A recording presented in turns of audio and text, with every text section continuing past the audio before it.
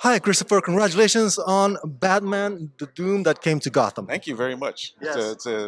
I'm a long-time convention goer, but this is my first parading across the illustrious red Oh, carpet, and this is very new to me. So, that's right. I think this is my first time speaking with you too. oh yeah, yeah. So, what's it like working with Sam Liu in creating this Elseworld version of the Batman movie? It's awesome. It's an alternate version, right? Yes, it is. Tell us Yes, about it. Me and Sam. Well, first I've known Sam since we've known him for quite a bit. He's been a good friend. He is a good friend. Um, and it's about Batman in the circa 19 late 1920s, and he's having to deal with coming back home to Gotham, and there's some evilness afoot within Gotham, and Batman can sense it, so he starts investigating into it to try to figure out how his beloved city has gone so wrong. I guess is the best way to put it. Um, and he discovers that there's a doom that's afoot. So I'm being Yeah. So you don't spoil it. yeah, I yeah, get yeah, it. I yeah, guess. yeah. Let me ask you this then: what is so fun and appealing about Elseworld and alternate reality compared to the canon DC Batman movies? Like, why people are so gravitating towards it? Yeah, it's Batman is that character, and I guess people know about this, but it Batman is a character that because he's like an everyman type of a character, um, you can kind of put him into almost any situation, and he's ultimately a detective. That's right. Um, so you can stick him on almost in prehistoric times and have him be a caveman, but he's a caveman that's being a detective, trying to figure out, oh, why did this T-Rex destroy this cave, you know? So it's kind of cool like that. Like that's kind of the essence of his character, like trying to figure out how to stop something that doesn't feel right. I love that. I can't wait to watch it. Yeah, I'm a big fan of Batman. yeah, So thank you, sir. yeah. You're welcome. Congratulations. Thank you. Sam, how you doing? Good. How are you? All right. Good to see you again. Congratulations, Sam, on Batman: The Doom That Came to Gotham. Thank you. Thank you. Yeah. So you worked on this one with Christopher Berkeley. He told me the first time directing a DC animated movie. What's that working dynamics between you? You're a veteran on this. What kind of how do you delegate between the task between the two of you? Um, Chris and I actually know each other. Have known each other for a long time. Mm. We actually started roughly around the same time. I started a little bit before him. I knew him before um, our animation careers. We both wanted to be comic book artists, and so I actually sort of, got him indirectly got him into animation as well. So he's always been somebody that I kind of felt like we were after the same things in animation, right? It's usually story, uh, finding sort of a human honesty, I think, um, and yeah, and that's kind of rare, I think. You know what I mean? Like a lot of people that are in animation, I think they're just after like, what's the coolest looking shot? What's the most like the most dynamic edit? You know what I mean? What's the coolest like fight scene that we can kind of do, right? Um, but I feel like he's always been, and I feel the same way, right? Especially as I'm getting older. Like when I was younger, I was into those type, especially like poses, dynamics, a lot more. But um, I'm much more interested in storytelling now. You know what I mean? And basically like the flows and the human experience. And following basically the psyche and how it changes. When does it change? Does it change? Things like that is a lot more interesting. And again, I feel like he's understood that, um, since I've known him. Cool, cool. So So it's been great.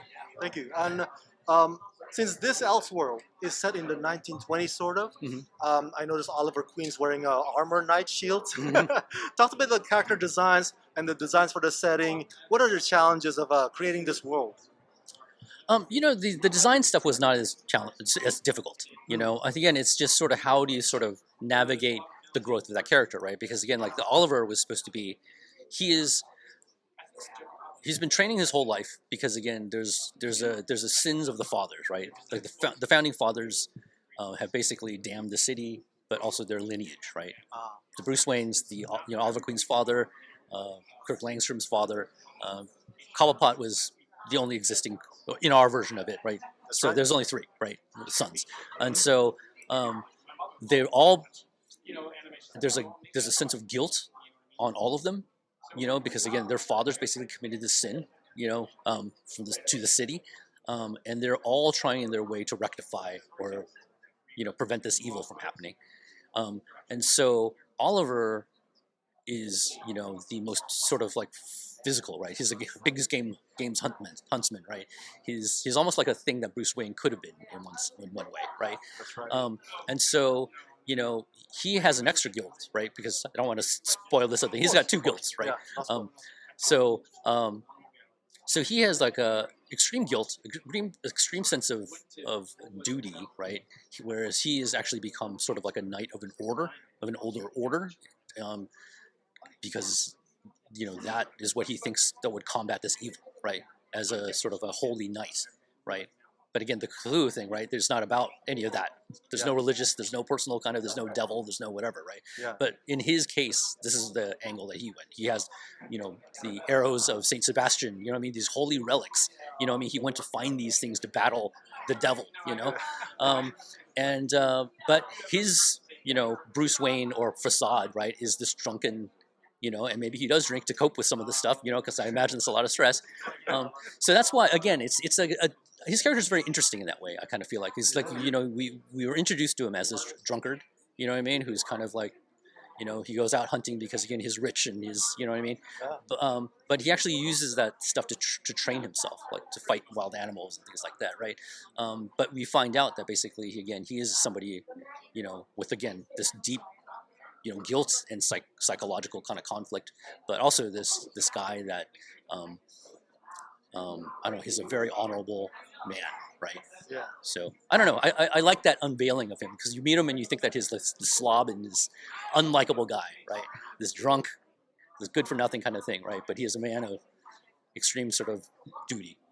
Oh man, I saw the trailer. Can't wait to see the movie. Thank you so much. I hope you like it. Yeah, congratulations. Thank Hey, Jace. Nice meeting you. Hey. Jace Ricky, right? Jace Yep. Ricky. And you're Rama. Rama. Hi, Yeah. Rama. Screenwriter of Batman: The Doom That Came to Gotham. Congratulations, sir. Thank you so much. Thank you. So this is Elseworld, set in 1920, sort of. Now, let me ask you, when it comes to Elseworlds movies like this one, as a screenwriter, how much were you given the liberty to experiment with the changes or alteration, and how much were you required to follow the canon Batman? Well, you mean the canonical from the comic book, the traditional character? Because this is alternate reality. Yeah, the alternate reality. But the book, took Batman in a direction that was totally different, than what we're used to. I mean, it starts with some familiarity, but it takes you off. And I thought that. I mean, I think what is so great about the alternate universe and the Elseworlds Batman is that, especially when it's in a feature form, is that you could take that character and do something that is unrecoverable, right? Oh. So it's like, for example, you have a Batman TV series, or something like a Batman comic. Batman is Batman. You got to have, he's Batman at the beginning of the story, and he's got to be Batman at the end of the story. You got to get back to one because he's going to go on to the next thing. He's got to, you know what I mean? But here, because no spoilers, but we're not necessarily planning sequels. Who knows? Yeah. But like this Batman, he comes in as Batman. He comes out something completely different. Yeah. And it's irrecoverable. He can't go back. And there was something, it's the finality of it that you, because I've worked with lots of different, since working with Warner Brothers, I've written like 3 or 4 different types of Batman, all faithful to the character, but also very different. But that's something that you can't do. You can't just say, okay, I'm going to take Batman. You don't kill him, but I'm going to take Batman and do this, and you can't change him back. And the book did that. Yeah. It's not like we came up with that, but it was fun to help execute that for the screen. Awesome. Now, talk to me about working with Christopher Berkeley and Sam Liu as a screenwriter. Like, what was that collaboration like? Between the dynamics between you guys, the professional working relations between you guys? Insufferable. No, I'm kidding. Sam was there from the development. I actually just met Christopher because Christopher was director, and there's lots of times there's a separation. Like once the script goes off, I was on another project. Is that so? Okay. But Sam is a producer, so he was heavily involved in the in the sort of development in the the initial stages of the adaptation, along with Jim Krieg, he's a powerhouse. Yeah, I know, isn't he great? But it was awesome. Like I've been a fan of DC. I was at Comic-Con when the Death of Superman came out, you know, or Doomsday, Superman Doomsday. Sorry, Death of Superman was, but Doomsday. I was there the premiere, and I've been a fan ever since. And so I was a fan of Sam Lowe before working with him, and so he knows his stuff, and you know, and we have a good level of communicating because we're coming at the story from completely different angles, and I found common ground as one of the most pleasant, you know, along with Jim, pleasant development experiences I've had in my career. Quick final question: what is this other stuff that you're working on next? Huh? I could say that I think I could say I'm a co-EP on Cape Crusader, the new sim show, and then some other stuff hopefully coming out that I can't say yet, but hopefully. All right. Thank you so much, Jace. Thank you so much. Yeah.